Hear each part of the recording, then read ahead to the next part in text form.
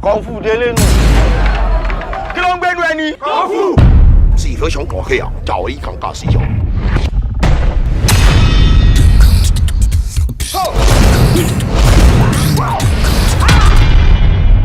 I am Li from the Guiyang province of China. Simo!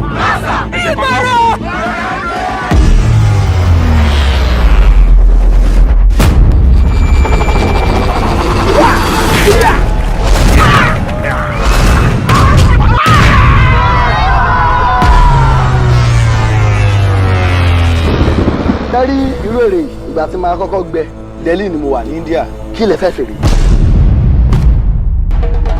Délé àtòsá rẹ̀ wọ́n mà ti sọra wọn di nǹkan mi.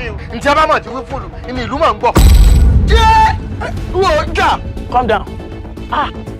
Wọ́n ti kó bá mi o, àwọn ará bíi ti rúnrún mọ́ mi lára. Àwọn ilé bọ̀ ní o. Tí bá gbé ti dà o, wọ́n ti yẹ. I am willing to pay you 10 million naira for your assistance. Master! Chibo! Toiba! Winaja! Toiba!